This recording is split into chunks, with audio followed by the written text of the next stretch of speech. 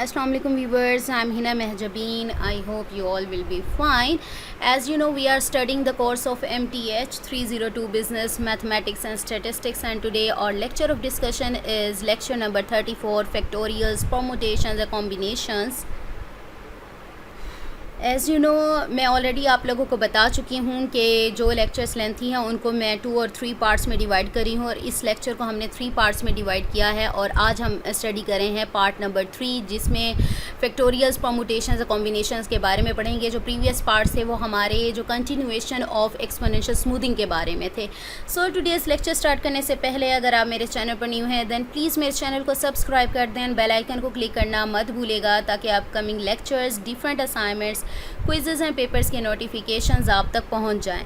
Like भी कीजिएगा, share भी कीजिएगा। ओके जी, let's start from today's lecture that is about factorial, permutation and combination. Let us look at natural numbers. Natural numbers आप लोगों को पता है 1 to 3 to ऑनवर्ड जितने भी नंबर्स होते हैं उन्हें नेचुरल नंबर कहते हैं। Let's now define a factorial of natural number से फैक्टोरियल ऑफ 5। फैक्टोरियल यानी आप एक्सक्लेमेशन मार्क, ठीक है ना, उल्टा आई ये साइन होता है। अगर आपको दिख जाए फैक्टोरियल यहाँ पर, ठीक है, यहाँ देख लेते हैं। ओके, अब दिख रहा होगा, ठीक है, एक्सक्लेमेशन मार्क होता है, इसे फैक्टोरियल बोलते हैं। अब फैक्टोरियल को राइट करने का क्या वे होता है, या तो बैकवर्ड काउंटिंग, जिस नंबर से स्टार्ट हो रहा था उसको बैकवर्ड काउंटिंग में, स्ट्रेट काउंटिंग जो अब तक हमने पढ़ा है स्ट्रेट भी राइट कर सकते हो क्योंकि मल्टीप्लाई में अगर 2 × 3 राइट करो या 3 × 2 राइट करो आंसर वही आता है, ठीक है। तो आप बैकवर्ड, आप ये याद रख लो कि बैकवर्ड काउंटिंग करनी है, यानी 5 फैक्टोरियल का मतलब है 5 से बैकवर्ड सारे नंबर्स मल्टीप्लाई करते हैं। जो 5 × 4 × 3 × 2 × 1 यानी 5 × 4 ×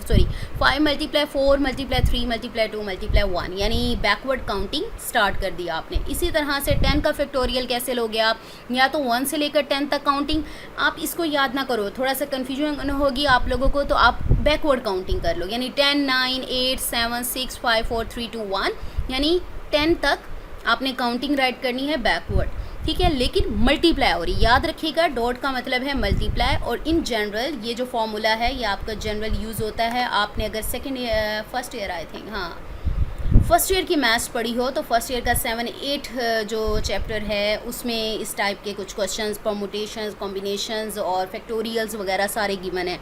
जो मैथ्स पढ़ के आए हैं उनके लिए इजी हो जाएगा। n factorial is equal to n n-1 n-2 to onward, यानी नंबर भी राइट करते जाएंगे, 3 2 1 चलता जाएगा, यानी जितने फैक्टोरियल तक आप राइट करें वो नंबर आएंगे। इसी तरह से आप जस्ट आपको ये पूरे नंबर लिखने की बजाय आप जस्ट यहाँ पर फैक्टोरियल डाल सकते हो, यानी आपका यहाँ तक। और अगर मैं पूरे को एग्जैक्ट कलेक्टिवली लिखूँ तो n-1 फैक्टोरियल बनता है, यानी ये आपके रूल्स हैं। अगर आपका क्वेश्चन आ जाता है तो इस तरह से आप इसको करेंगे। इसी तरह से यहाँ फैक्टोरियल एग्जाम्पल्स हैं आपके पास, देखें 10 factorial is equal to backward 10 counting आप क्या करोगे, 10 × 9 × 8 × 7 × 6 × 5 × 4 × 3 × 2 × 1 करके आपके पास ये आंसर आएगा। मल्टीप्लाई तो कर लेंगे ना खुद। ओके, अब 8 फैक्टोरियल बाय 5 फैक्टोरियल, इसको थोड़ा सा शॉर्ट करिए। क्यों यूज़ होता है, आपको बहुत सारी कैलकुलेशन, कॉम्बिनेशंस वगैरह, परमुटेशंस परफॉर्म करनी पड़ती हैं, तो ज़्यादा कैलकुलेशन को समराइज़ करके यानी छोटी छोटी कैलकुलेशंस बनाने के लिए आप क्या कर सकते हो, यहाँ पर देखो, बजाय इसके कि पूरे पूरे नंबर राइट कर लो, आप ऐसा करो, नीचे 5 फैक्टोरियल है ना, तो 8 फैक्टोरियल को भी इस फॉर्म में लिखो कि 5 फैक्टोरियल से कुछ कट हो जाए। तो क्या करते हैं, 6 तक लिखकर बाकी जो देखो 8 आपने क्या लिखना था, 8 × 7 × 6 × 5 × 4 3 2 1 लिखना था ना।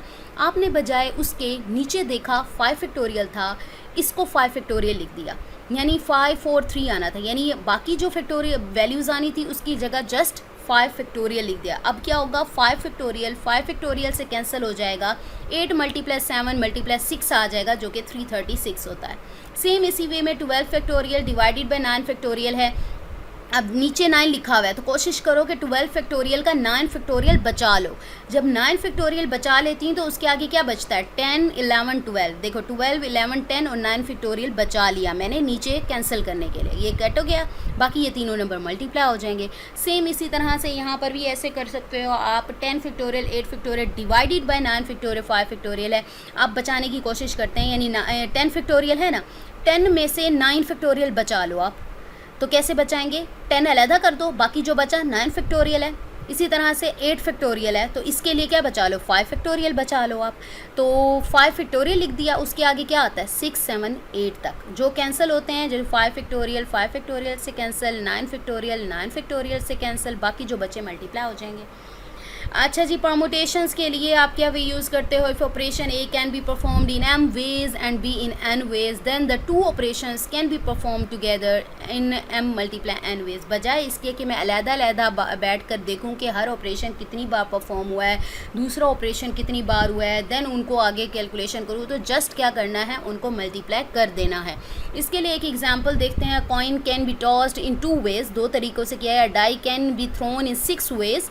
A coin and a die together can be thrown in 2 multiply 6 is equal to 12 ways। अब बजाय इसके कि कितने वेज में और क्या आया था, क्या क्या पॉसिबिलिटीज़ थी, उसको देखने की बजाय जस्ट मैंने उसको बता दिया कि कितनी बार इकट्ठे अगर मिला कर देखूँ तो कितनी बार वो थ्रोन हुए। तो ये मल्टीप्लाई कर दोगे, 2 × 6 आपके पास 12 आ जाएगा। ठीक है, अब आ गई परमुटेशन की बारी। परमुटेशन क्या है, an arrangement of all or some of a set of objects in a definite order is called permutation. Definite order को याद रखिएगा। परमुटेशन और जो कॉम्बिनेशन है, फॉर्मूलाज मिलते जुलते हैं, लेकिन उनमें बेसिक डिफरेंस यही है, इसमें ऑर्डर जो है वो मैटर करती है, जबकि कॉम्बिनेशन में ऑर्डर मैटर नहीं करती। या तो आप चाहो तो पूरे के पूरे एलिमेंट्स ले लो, यानी 6 के 6 टाइम्स अगर थ्रो हुआ था तो 6 टाइम्स ही फाइंड कर लो। चाहो तो आप उसमें से कुछ कलेक्टिव यानी बीच में से चूज़ कर लो। ठीक है, लेकिन डेफिनेट ऑर्डर में, यानी एक चीज़ है ना 1 से 10 तक है तो 1 से 10 तक ही होगी, उसकी ऑर्डर चेंज नहीं होगी। इसे कहते हैं हम परमुटेशन। सपोज करो there are 4 objects A B C and D। Permutation और 2 ऑब्जेक्ट्स लो, A B बनता है। सपोज करो मल्टीप्लाई करते हैं, A B होता है और B A होता है। इसी तरह 3 ऑब्जेक्ट्स की क्या होगी, यानी एक ऑब्जेक्ट को पकड़ो, B के साथ लिखो, C के साथ लिखो, फिर B को पकड़ो दोनों के साथ, C को दोनों के साथ लिख कर ये हमारे पास पॉसिबिलिटीज़ बनती हैं 1 2 3 4 5 6। ठीक है, 3 2 6। ओके, ये इस तरह से आप एग्जाम्पल। लेकिन बजाय इसके कि हम ये इसको A B C या पॉसिबिलिटीज़ मल्टीप्लाई कर करके फाइंड करें, इसके लिए जस्ट आपका परमुटेशन का जो फार्मूला है वो यूज़ होता है, PNR is equal to n factorial divided by n minus r। आप यहाँ पर देखें, ये ऊपर n पार में राइट किया होगा। ठीक है ना, ऊपर पहले पार में राइट किया होगा, नीचे r राइट किया हुआ। n क्या है, टोटल नंबर ऑफ़ ऑब्जेक्ट्स हैं, और r हमारे पास क्या है, चूज़न ऑब्जेक्ट्स हैं। अब यहाँ पर देखें, n टोटल ऑब्जेक्ट्स मेरे पास 3 हैं, यानी 3 फैक्टोरियल यानी n factorial divided by n minus r, यानी n मेरे पास 3 है, माइनस r मेरे पास 2 है। n माइनस 2 क्या था, 1 फैक्टोरियल। ठीक है, 1 फैक्टोरियल 3 फैक्टोरियल किसके इक्वल होगा, 3 × 2 × 1 से करो तो वही आ जाएगा। नीचे वाला 1 फैक्टोरियल 1 ही होता है, यानी 3 2 6 बाय 1 क्या हो जाएगा, मेरे पास 6 हो जाएगा। तो इस तरह से ये पॉसिबिलिटीज़ 2 ऑब्जेक्ट्स की, यानी अगर देखें ऑब्जेक्ट्स 3 गिवन है, मैं जस्ट उसमें से 2 को चूज़ कर रही हूँ, तो इस तरह से पॉसिबिलिटीज़ बनेंगी। ठीक है, तो अगर मैं 3 को करती थी तो ये पॉसिबिलिटीज़ बनती थी।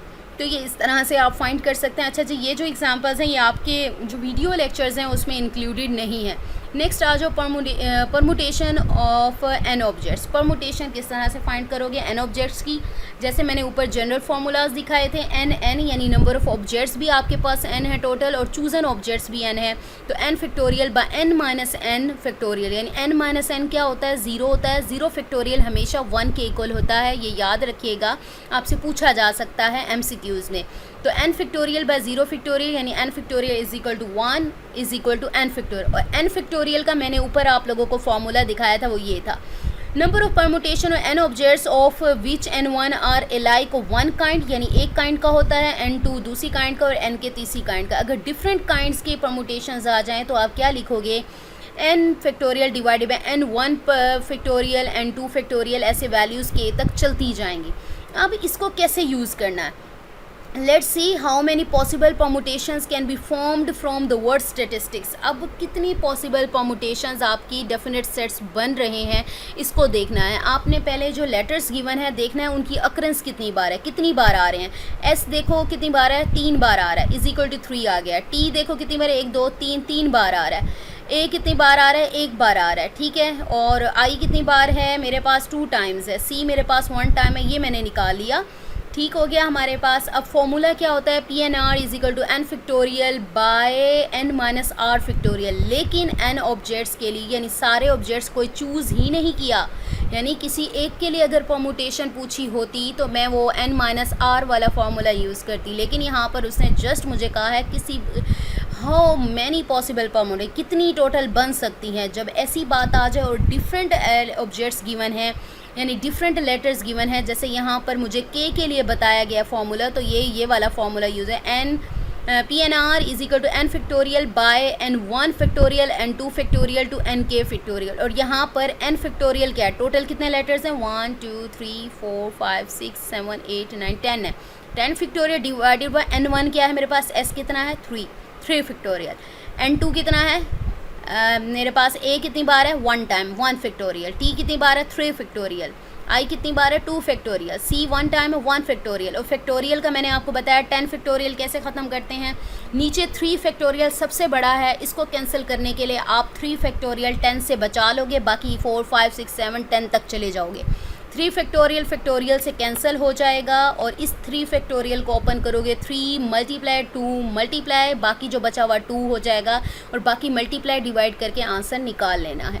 अब ये थी परमुटेशन जो मैनुअली हैंड से की जाती हैं, लेकिन यहाँ पर बात हो रही है MS एक्सेल की। तो MS एक्सेल में भी एक फंक्शन यूज़ होता है परमिट, PERMUT, यानी इसको परमिट भी बोल सकते हैं, PERMUT भी बोल सकते हो, use to calculate the number of permutations.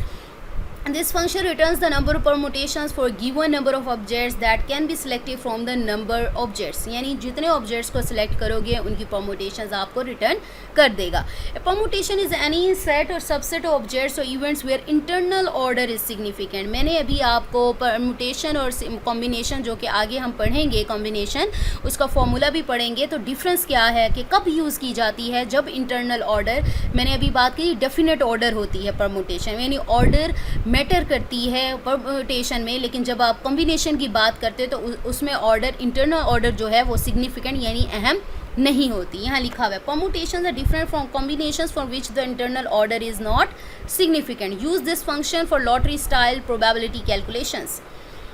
Okay, permit उसका सेंटेक्स है नंबर कोमा नंबर चूजन, जैसे n comma r, number chosen को हम r ले रहे थे, नंबर क्या होगा is integer that describe the number of objects यानी टोटल ऑब्जेक्ट्स n, और number chosen is integer that describe the number of objects in each permutation. जैसे नंबर ऑफ ऑब्जेक्ट्स ऊपर हमने लिए थे 3 थे और उसमें से चूज़ कितने किए गए थे 2 किए गए थे, तो इस तरह से आप करोगे।